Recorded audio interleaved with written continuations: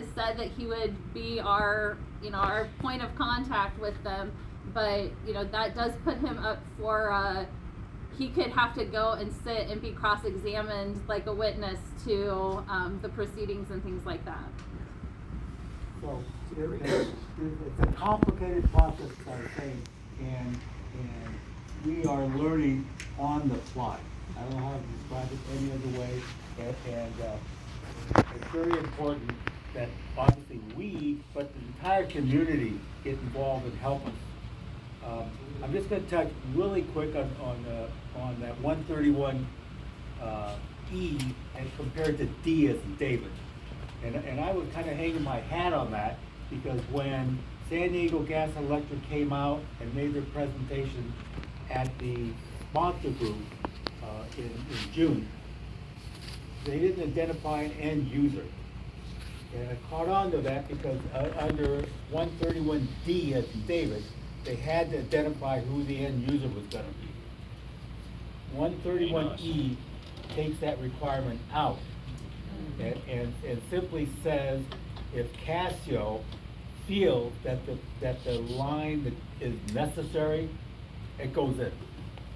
Okay, and it streamlines the environmental process, and it all works for the benefit of San Diego Gas and Electric. That 131E totally took my legs out from under me. When that guy brought it up, it's like, holy shit. So we're learning, we're trying to figure out how to do this. Part of this process, do you have more? Nope. Any questions? Please, questions? Part of this process is sending in the letters, which Lori has done a fantastic job, and I think Bonnie helped you as well. Anyway, Lori has done a great job, and if you want to, she'll cover that. So right now, And talk loud. okay, the best tool that we have is for everybody to write letters, and we have, we need to write letters to Desmond, to Senator Ciardo, and it's all on the whiteboard there, so you can take a picture of it, but we've made it easy, and we've made up a bunch of letters that are already pre-written that you can mail in, if you like. If there aren't copies, if there aren't copies of enough stuff for you guys, please take pictures. Yeah. Go ahead. And we also have this. If you just scan this QR code, it'll take you to a contact page where you put your email in, or you put your email on one of the lists that we have going around, and we'll send you a template. It's all pre-made up. It's addressed to the right people, all of that, and you can email that in. The letters and emails, they hold the same weight. So I was thinking that just emails were better, a little easier to read or whatever, but no, if you, once the CPUC gets the letters or the email, it goes through an automatic intake system, and it's uploaded directly onto a docket like Megan was explaining. And so they have some kind of a scanning process, so they will catch things that have environmental imports or fire danger. They're kind of looking for those things that they don't really care about aesthetics, so that is going to ruin their view. I mean, and so in our template, we don't mention your view is going to be ruined. We mention just things that are like health, safety, and so on. So the email that we'll send you to fill out, it's a cut and paste thing. It's a Word doc that you can edit, and it's helpful if you were to add a personal, if you understand how to cut and paste a little bit, or you're used to Word doc, a little something personal about how it's going to affect you, how it will impact you, your children, your property, your ability to be able to evacuate during a fire. I mean, that's kind of important. So if you do these letters, you don't send them, you can't send a bunch of emails with one email address. You need to, each letter should come from one different email. If you send a bunch of letters from one email, they are going to think that it's spam, and it won't have as much important, they may just disregard it. Because there's a lot of templates going out, so I'd like to have everybody, if they can, just put in a small personal note about it, so each letter is slightly different. Let's see, the letters and emails are heavily reviewed during the environmental impact report scoping phase. Now, since what you mentioned, Bob, maybe they're not doing this so much, but the public pressure is the mechanism that forces the CPUC to study its alternative routes, wildfire risks, and community impacts. So this is how we as a group, I think, can have our greatest impact besides forming a party. But individually, you guys can have the greatest impact. So we've got, like I said, hard copy letters. If you have neighbors, give them a template. If you don't have enough, then just email us or message us through Save Warner Springs or through your contact in We have an email address and a Facebook page. You can message either. It's savewarnersprings@gmail.com. Or no, Gmail. And let's see if there's anything else. I think that's about it. You had touched on something that I forgot to mention. Yeah. So I just want to cover this. I know it's kind of off topic for where we currently are at. Another reason why we don't want this project is having these power lines. Okay, 79 is the only route most of us have in or out or anywhere. If anything goes wrong, there's a power line down or whatever, and then there's a wildfire, we're all stranded.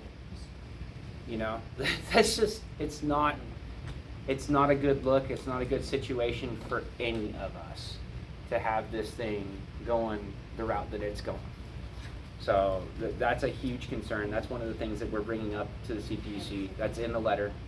But it's just yet another reason, right? Those are the things they listen to. They don't even care about EMF as much. I'm not gonna say they don't care about it, but they're less concerned with it. They don't care about the view. I understand all of us probably do, but the things that they are concerned with are things like this, things like wildfire risk, things like groundwater contamination and so on, endangered species and all of that. And just one more thing about that. They don't care about the noise. Yeah. These power lines, from what I understand, I think because SDG&E has a right-of-way going right down through Sunshine Summit, I think that's where it's going to go, if it goes.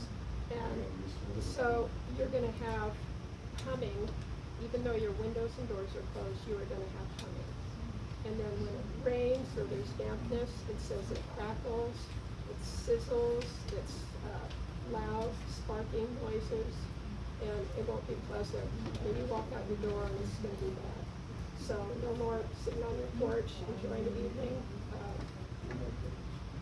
Not to mention the blinking lights, right? Yeah, Yeah. the lights. And that's another concern is aircraft. We have the glider port, there's a SEER school down the road, we have all kinds of military aircraft in the air at any given moment. There are a lot of things that it negatively impacts everything, essentially.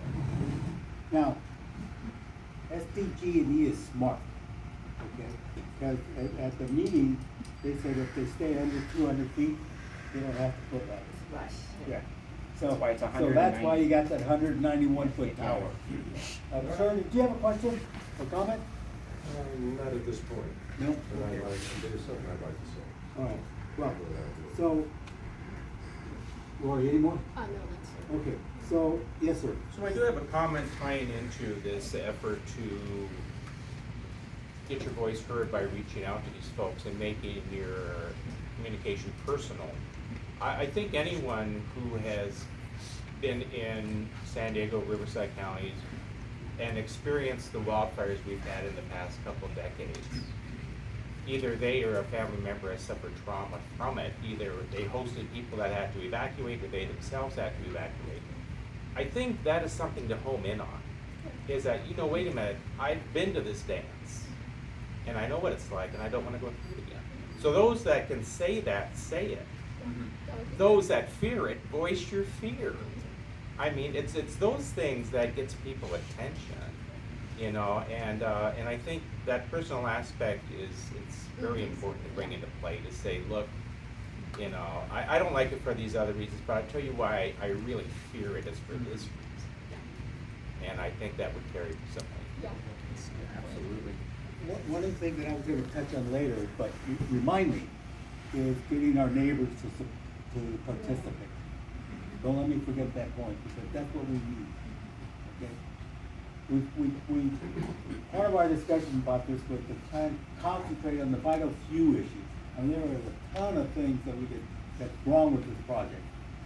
But one of the things I think is important to us in our area, greater Warren Springs area, and along the project line, is the endangered or protected lands that will hopefully help give us an element to argue this. And we're really lucky, Craig is an expert, sort of expert? On what? An expert. Go ahead. Craig, what- And he's in Oak Grove area, by the way. Yeah, let me know Grove from fourth generation of Grove. I have easement in my front yard basically already, so that's what that proposed route follows. Louder. I recently retired, so now I have something to do. I'm living back out there now. My past background was working for Caltrans, Riverside, San Diego County, I was environmental manager for the whole district. What were you? What's that? Were you the environmental manager? Is that Yes, what- Caltrans District 8. So I have extensive experience working with our regulatory agencies. And so San Diego County, one of the biodiversity hotspot, I just a cursory review of some databases that's California Department of Fish and Wildlife have online for the public is that we got probably over 35 plant and animal species from Temecula to San Isabel, listed as endangered or threatened, state and federal. But all these, and also, well, all these are regulated by regulatory agencies, as I mentioned, including every natural drainage or creek or river or something like that, that's also regulated. So, I first checked with, I was wondering, as SDG&E reached out to these regulatory agencies, I checked with my contacts in Riverside, San County, they haven't heard from them, they're aware of the project. But we since found out, that it will be handled under the San Diego, California Department of Fish and Wildlife. So we have a meeting actually with them next week.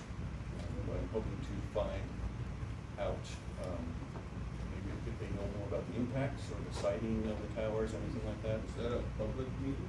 No, it's just private now. So California, there's a lot of permits and a lot of mitigation that goes into construction of this transmission line. I'm not going to go right up, to make it brief most of the way. So CDFW requires 2 permits, one for endangered species, considered a take permit, one for impacts in the natural drainages. So that's what's called a lake and stream bed alteration agreement. You don't have to write it down, but U.S. Fish and Wildlife Service requires a biological opinion. That could take up to all these take about 6 months or more to get. There's also the Army Corps of Engineers will require their permit too. That could take another 6 months, 6, 7 months. And the regular Water Board Regulatory Office also requires another permit for that. That's a water quality certification. So I just mentioned all these things because when we meet with the CDFW, I'm hoping to have a regular communication with them. I'd like to find out how that's going.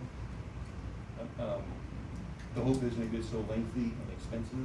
You have to, I didn't mention, but mitigate. They have to mitigate. That means they have to either restore their impacts, buy another parcel of land, or create, like they destroy a wetland or something. You have to actually create it. So that's a long, lengthy process too. So I just like to keep track of that as we go along if they choose this route.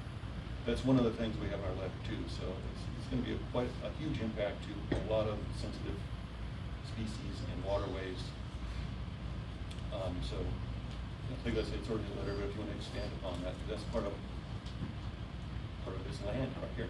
It's got a rural creek character. So I'm a biologist and I grew up out here, and I was fascinated with all that, so I'm back to hopefully help reroute this You've never transition. worked this hard before, have you? That's exactly right. I did 2 months of like, no work, now I'm working. You have a question? I just, Yeah, as, please. as you're all talking, when you're writing letters, because in the end, CPUC is who, you know, they make the final decision. I think about, and you'd have to do research, but where does this project contradict? So showing contradictions in other, like California Strategic Growth Plan. I just like looked it up real quick and found like 2 that might contradict that plan. So in your letters, when you're writing, finding ways to say, hey, this project is Yeah. contradictory to the California state plan, or in your case, when you're talking, how many millions of dollars have they gotten to do all that planning with wildlife crossing that Santa Ana to Palomar? And so I know that's not necessarily, that's more regional, right, or like private groups. Yeah, But still, all this energy has been invested to do these things, and this is how this project contradicts environmental or strategic growth plans. Can maybe ring a bell in their head to be like, oh yeah. Yeah. Is there anything you could send to our Facebook page? Or say it Or again? email, or Or email? savewaterspace@gmail.com. Yeah, yeah. You are all encouraged to send us any resources that you think Yeah. Right. would be helpful. Because sometimes they just read a bunch of stuff that's like complaints, or like, and they hear the same thing, wildfire can be dug into the ground. And at that city council meeting in Temecula, I mean, they blatantly argued that, even though there's evidence against it. So other ways of getting, just other viewpoints for higher officials to think that they wanna be doing stuff that's in line with these other regulatory policies, and doing this would be going against that. So finding creative ways to pose your argument. The end result of this is gonna be a CEQA document, it's gonna be EIR, it's gonna be a huge document, and a document too. I'm not a super expert, but all that analysis should be in there. I mean, well-funded groups could have a legal look at a lawyer or something, that's a lot of times it's a lawsuit that changes things. I'm not saying that's what we do, but I'm just saying all this has to be in CEQA has to contain all that analysis, just like that. Everything, the human environment, water quality, all that stuff should be in there, so, but we don't wait that long, so. We'd like to make some changes. Yes, ma'am. This might be, something you can't answer, but the biggest landowner in Warner Springs, the resort and all of that land, is he involved, his corporation? Is he gonna help us? Say, I can barely hear Talk about you. Bill. Oh, Bill? The golf club owner, his corporation owns so much land and has so much at risk with his building for the 600 homes or something. Is he going to be participating with us? And now up to 800 Yeah. homes. Don't you And, think he should be like and I will tell you, I've had conversation with him, I won't share it, Okay. okay? And it's just, I just can't share it. And it's not anything real information, it's just conversation, and that's all it is. Okay? Well, we could all maybe persuade him with an email or something and, contact him. Well, he has, I can't, Yeah, I know he's good for help. yes, and it's just not worth bringing up sometimes. I know, but he's got the most at risk, but, okay, so at the very top of the pyramid of, profit, is it Sempra? Okay, can I get Is this? Sempra the very top of the pyramid for profit? And the ownership of this would be Sempra. Okay, so we are SDG&E, SCE, and then every county has their own power company. Do they own all of them? They don't own them all, but they own a chunk of them. So they have, And they are big, I believe, they're, if I recall, they're big in Orange County and San Diego County. So the top is Sempra. So how the project is worded too. So there were 4 people. Casio basically put out, hey, I think this project needs to be done. There were 4 companies that came and bid on the project. SDG&E bid on the project, and there was this other company called Horizon that also bid on the project. Horizon actually won their bid. they were picked over SDG&E's proposal. Then SDG&E came in and said, hey, I'll work with you. You give me the lines and you guys can have the substations, because Horizon then gets control of the substations and they make money off of having the substations.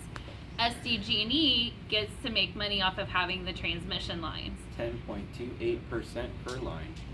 Last question. Yes, ma'am. Okay, so our biggest, closest person or other, is the AV Foundation. They've been there before us, they have a lot more resources. If they win theirs, will it affect us as That- opposed to Temecula? Will they help us to piggyback? Well, that's the big question, and it all deals with the route Uh-huh. dynamics, okay? And quite frankly, now this is a wild ass statement, I'm sorry. No, we Said, fine. well, if we should win, let's Yeah. say we win and get a route change, Yeah. they might turn around and say they're going over Palomar Mountain. Yeah, so just if ABF wins, we might not really help us. Correct. There is an alternate, Well, there are many alternate routes that they could take. Yeah. Right, and going around the 8th Mhm. and out that way, where the lines are already in existence, Mm-hmm. right? And that's part of our obviously our argument about why we're Why build opposed new ones? to the proposed route. The thing we have to remember though is out of the four projects that were bid, all four of those projects went through Anza-Borrego Desert. So there weren't any alternates that were submitted when Casio said that they needed to build this power line. All four of them said the best way to do this is to go through Anza-Borrego Desert. Okay. So we're just working with that was what was put out there, was all four of them said the desert's the best way to go. Now, yes, sir. Okay, so I just want to level set here. So we talked about Casio, so this is the state agency that regulates energy distribution. So if they said this needs to be built, is it a done deal, come hell or high water, there's gonna be a power line? And then it's just the question of where is it gonna go? So I wanna know, are we trying to stop this dead in its track, no power line anywhere? Are we trying to shift it to where it's not in my backyard? Because then it leads to me the question, if we have these different groups, are we allies? Are we frenemies? What are we? Because, Temecula gets screwed, we don't, we get screwed, Palomar doesn't, Anza doesn't. I don't understand how this mixes and where do we fit in? So are we trying to stop the line, or is there no way stopping it? It's gonna happen. And if it's gonna happen, then what's the game plan? Okay, so, great questions, Mike. We are doing everything that we can. The ideal world, there's no power line, right? Is that gonna happen though? It's Or is possible, this but state we're agency not. saying it's gonna happen? There's no guarantee one way or the other. It's less likely statistically that there will be nothing. What's more likely is that we can get a reroute. Okay. It's not off the table. It's just, there is a power need that's being claimed, and that's something that we're also looking into. Is what is the origin of that claim? San Onofre just closed down their power plant, and now we need grid stability. We're not sure. We're looking into these things, but do we actually need to fill that energy?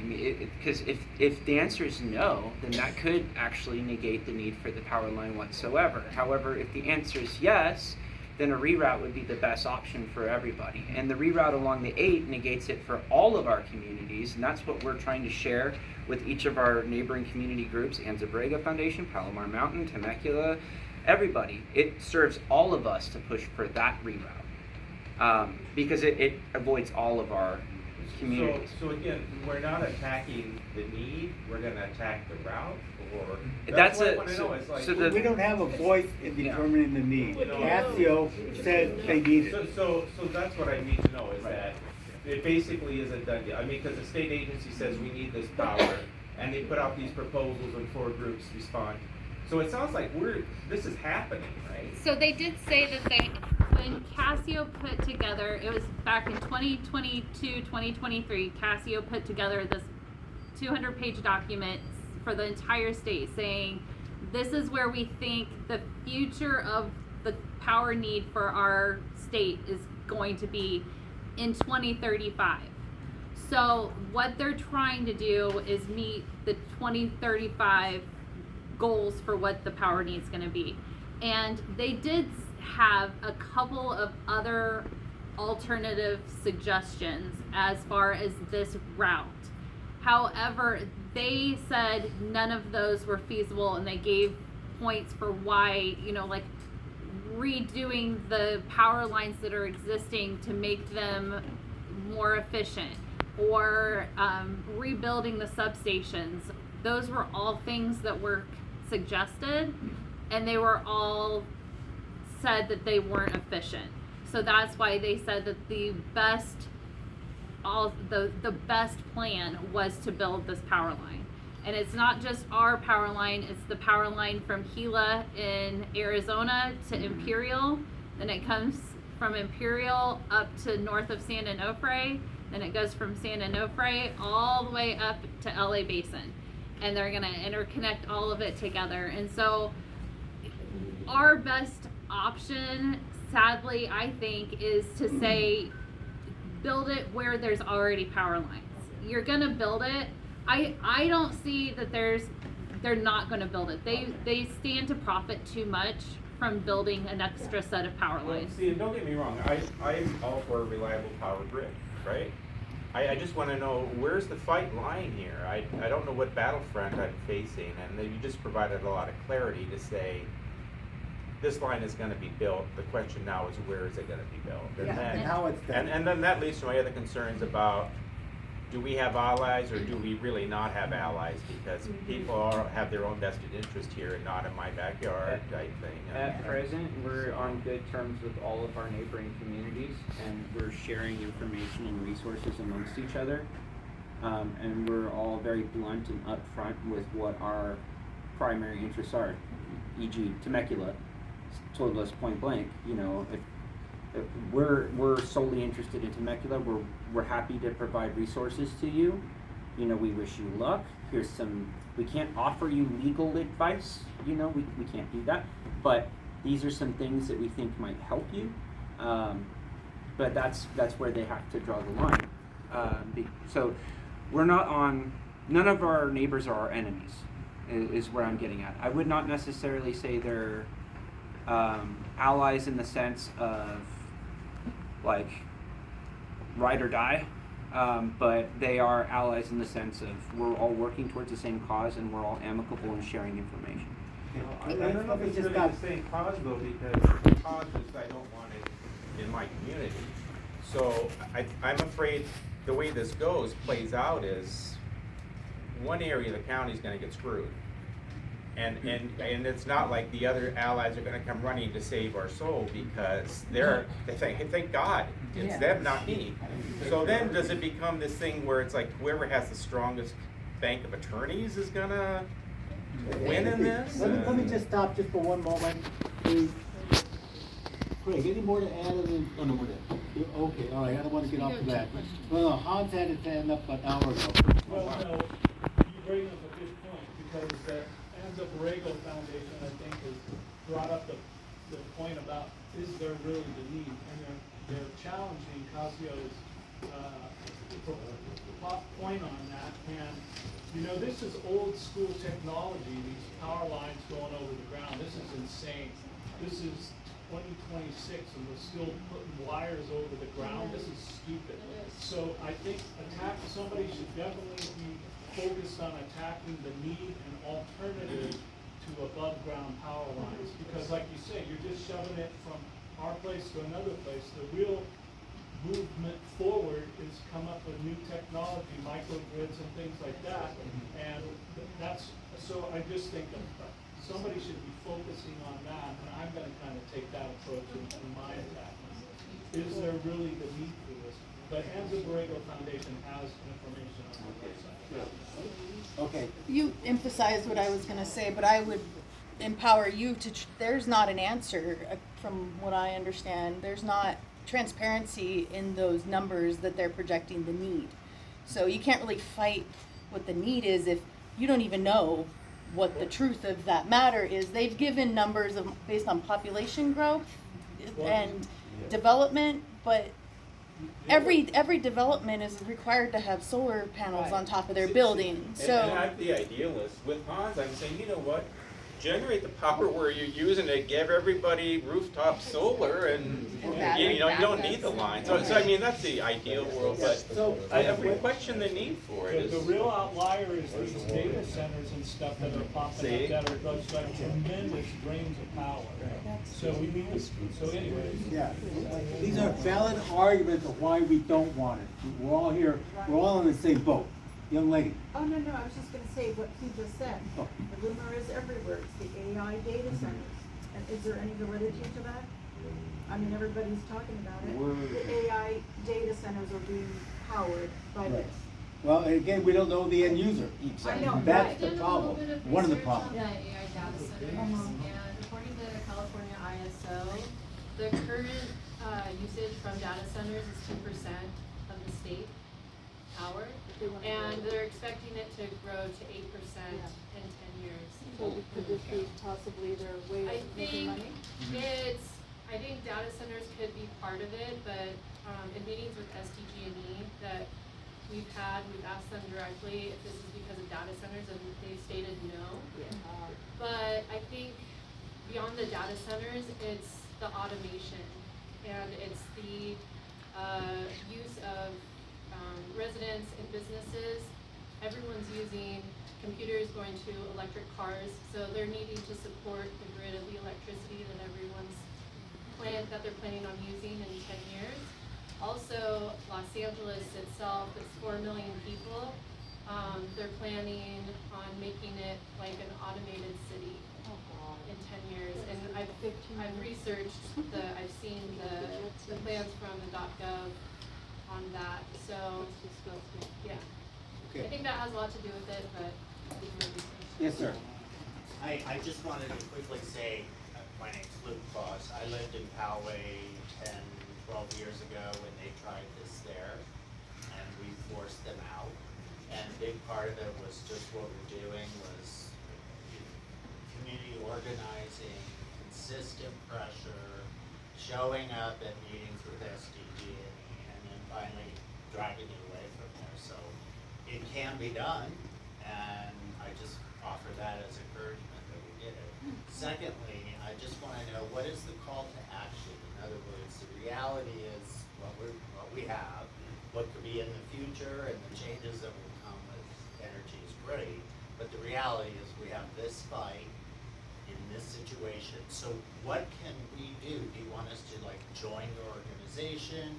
I know we have letters, which I'm gonna send. What are the practical things you recommend us supporting you with?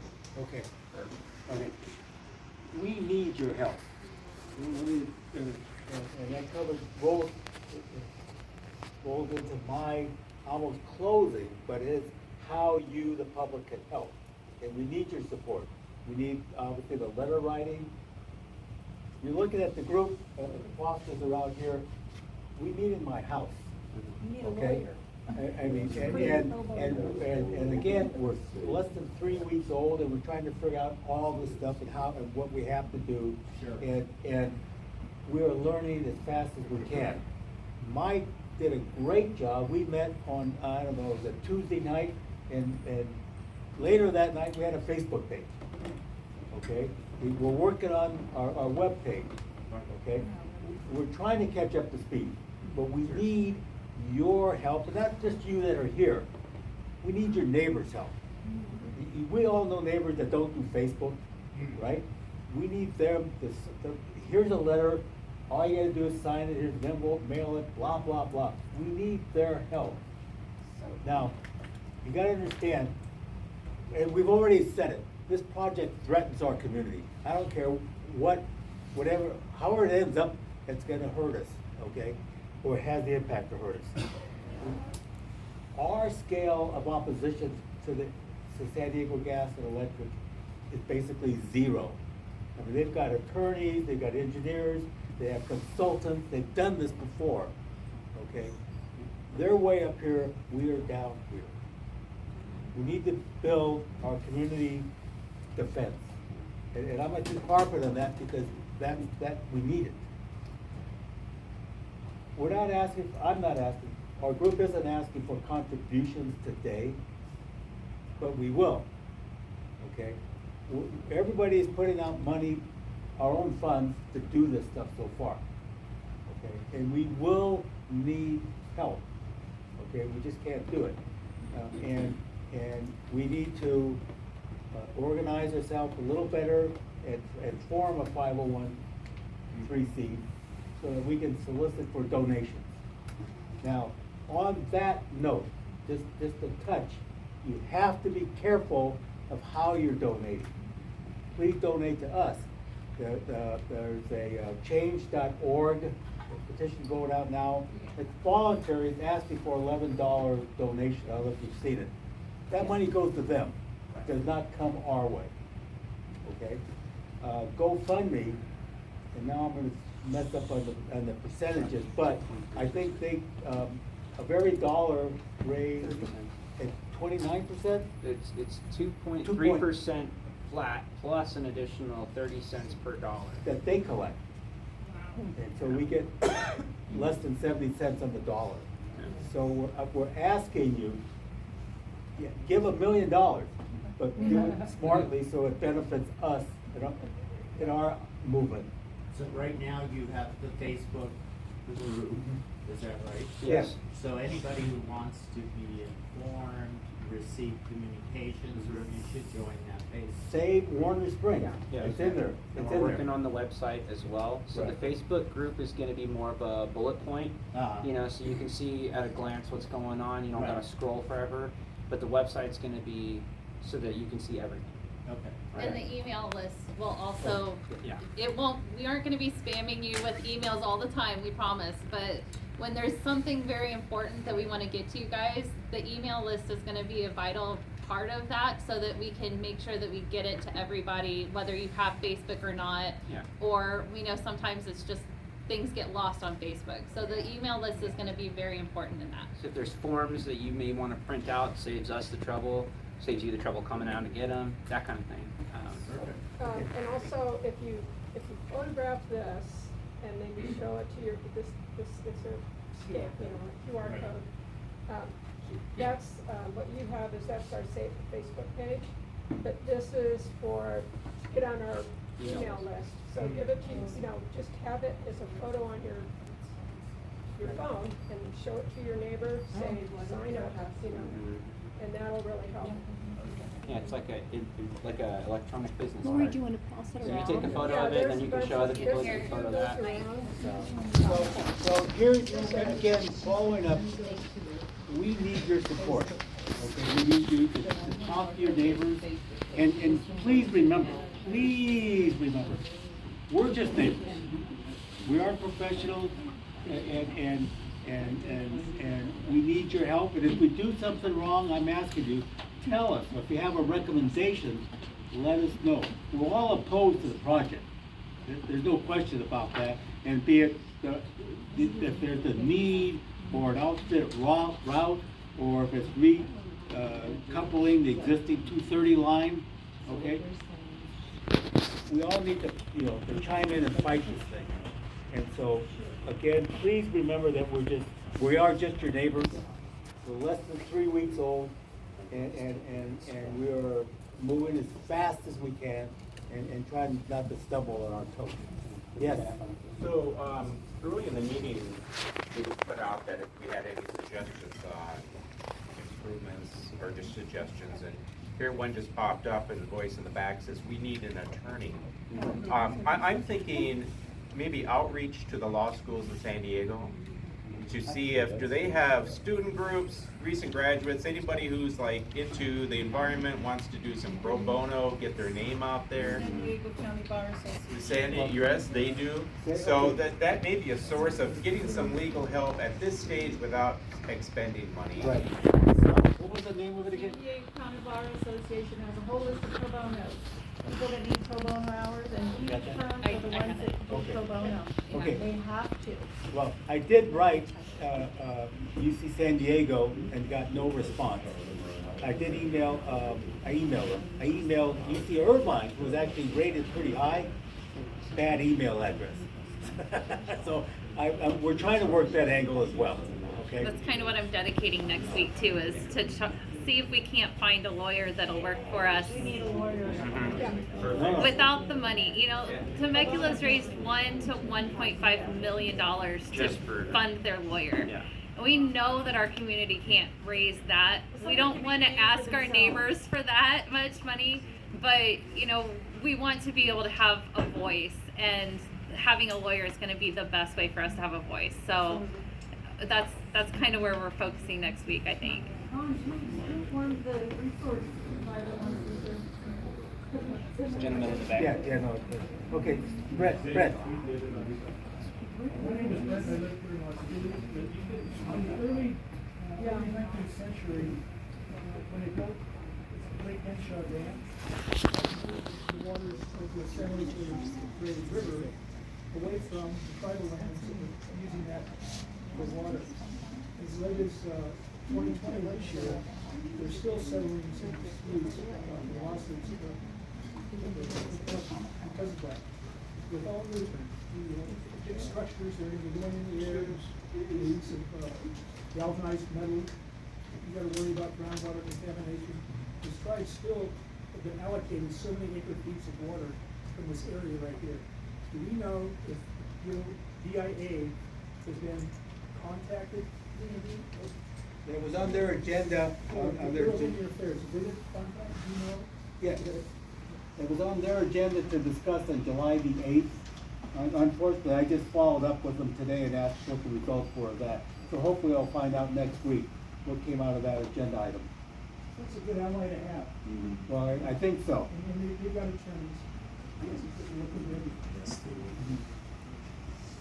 Yes, sir. I got a lot of questions, I'm gonna do one though, because I moved to Stone Ridge recently, and I drove down, it's really pretty dry. Everybody's talking about people showing up doing surveys and things. Is there an easement? What it says here on their website, they're expanding the footprint, SDG&E intends to take a narrow existing utility right away that currently carries a small 69,000-volt line through Warner Springs and radically widen it. This would convert it to a massive clear industrial corridor. Are they talking about a 100-foot swath all the way down here? Yes. 145 miles When long. they come onto your property, is there an easement that you guys have to let them have a right of way? Or is there something that you Not can for do to that. keep them from doing So that? the easement relates to the existing lines, this is what the attorney's, advice was Not to 200 the feet. Temecula community, right? So their easement is for the previous lines, they can't come in and do new work. Okay, so. Unless you give them the permission. Unless you give them permission, right? So you gotta be very careful, And as it's an owner of important. property that has the easement, you can tell them no? Yes. Yes. Okay, Yes. so how do they get past that? So when I was contacted, they said they would accept my no, that they made a note of it, but that they would possibly be giving me a call later with a court order to access my property. So, With the court order, I think you don't even have 200 feet on your property. I mean, physically, it's not there. Right, that's the problem, we have that on our ranch as well, and that would boot us out. Craig was still, Well, you it's would there, have to but we would vacate have to your leave, property? Yeah, because, eminent yeah, domain. eminent domain, that's one of the things. Okay, that's what I didn't understand, okay, Yeah, that's how bad it that's a is. threat from Right. SDG&E. So the Highway 8 makes sense to me, they already have an existing route. like Corridor, you all might that. say, yeah. It's But a no-brainer. again, they can't or they won't commit to the actual route, Right. okay? And that's part of the drama of all this stuff. But a lot of people would be impacted in Warner Springs. Yeah, everyone. but that's part of why they chose this route, was it's easier for them to do eminent domain than to deal with the tribes, to deal with the government lands. The permitting process for those is a lot more extensive. Eminent domain is a lot easier for them to do. Do you know how many homeowners